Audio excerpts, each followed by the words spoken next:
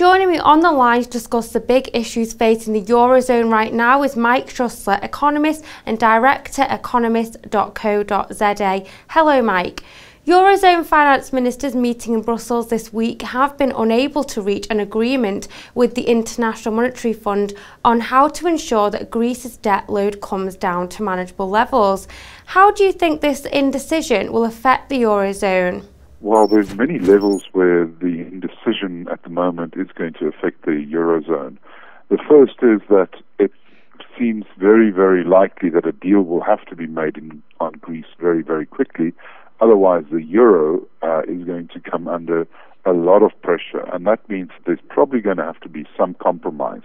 But if that compromise is not reached, then I think the chances of Greece exiting the eurozone become more than 50%, and I think under those circumstances, the chances of the euro falling even more is going to be quite high, and ratings agencies, as a third point, are going to take a much, much closer look at many of the so-called peripheral eurozone economies, and they are going to really probably downgrade the Portugals and the Spains and the Italys again under this crisis situation, making their ability to attract new financing much more difficult and much more expensive.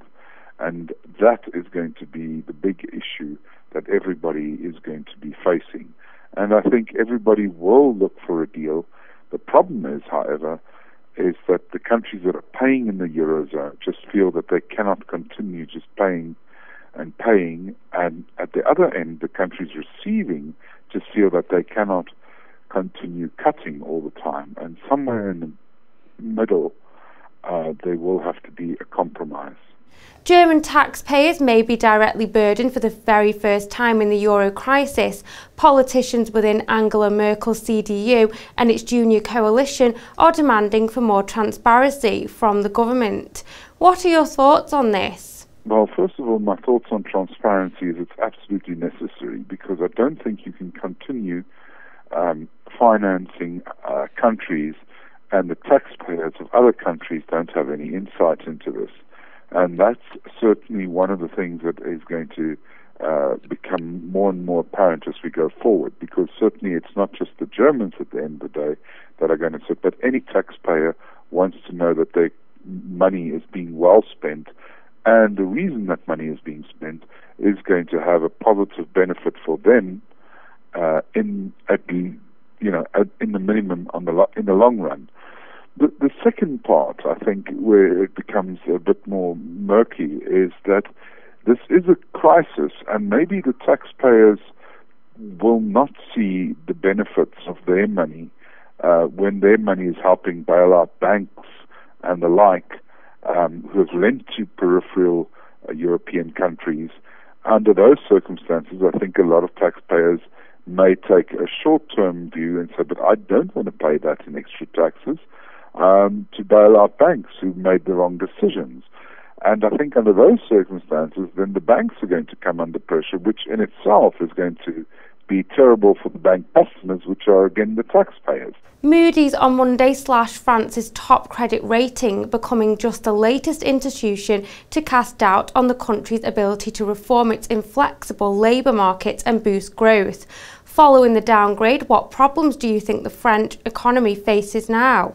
Well, from an outside point of view, from an emerging market point of view, I think many emerging markets have felt that why are European credit ratings so high when we have much less debt, we are very good payers of our debt, say, for example, and we are also, at the end of the day, addressing our labor issues much better than is the typical European welfare state. So from an outside point of view, from an emerging market outside point of view, I think people expected that big European countries would see more downgrades.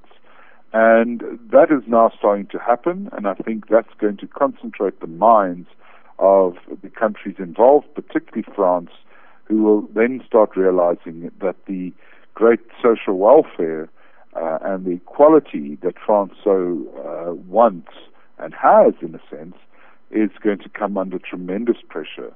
because there's no way that the state can continue charging these sort of tax rates and giving these sort of benefits to, i.e. public servants, pensioners, allow the pensionable age to go down again, and therefore increasing the commitment of the state in the medium term. I think those are the type of things that I think are very, very necessary for France to address.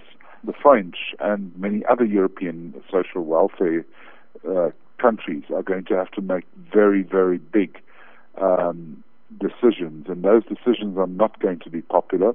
We know that Europeans know that those decisions have to be made, and I don't think they can be put off that much longer. So the downgrade of France from an emerging market point of view is absolutely necessary, because emerging markets have had this happen to them, and they're waiting for the Europeans to apply the same rules that they've been applying over the decades on other countries. And now that the emerging markets have taken the hard decisions in many cases, it's maybe time that some of the padded welfare states have to take those same decisions. So in that sort of sense, I think it's quite clear that France may have to, in fact, get more downgrades, and it may have before it can really make the tough decisions, but it will have to make them. Prospects of a deal on the EU's long-term budget dimmed today after a fresh compromise proposal offered concessions to France and Poland, but ignored British and German demands for deeper spending cuts. What do you think about calls for EU budget cuts? Do you think there is a need? Yes, there is a need for EU budget cuts. Let's just put it again from the emerging market perspective. Very simply, the European agricultural subsidies are destroying agriculture in other countries that can do agriculture much more efficiently and have been doing it for some time. And the Europeans hide behind their subsidies, high tariff walls, and a host of other regulations to keep out, for example, South African wine, Botswanan beef, and the like. So I think it's time that Europe is also at this time and has to deliver some budget cuts, and that would actually be very helpful to the rest of the world in some cases. And certainly for Europeans, they don't feel that maybe they want those budget cuts because it's going to affect their farmers and many of the things that they are used to. But I think the EU, we understand most of that EU money is in some form or another, a sort of subsidy that is distorting the world's trade, and I think it's time that those sort of things are addressed. It would be great if it could be addressed. I don't think there's going to be a deal in the short term, but in the long term there will have to be a deal, and again we will have to look at what sort of subsidies the EU is sponsoring, because that's the one area that they will have to cut, and it may even be an easier area to cut than they think at this moment in time. Thanks for joining me, Mike. You can check out my colleague Natalie McDonald's interview, which focuses on France. In the meantime, stay tuned to Dukascopy TV for exclusive interviews and the latest updates. For now though, goodbye.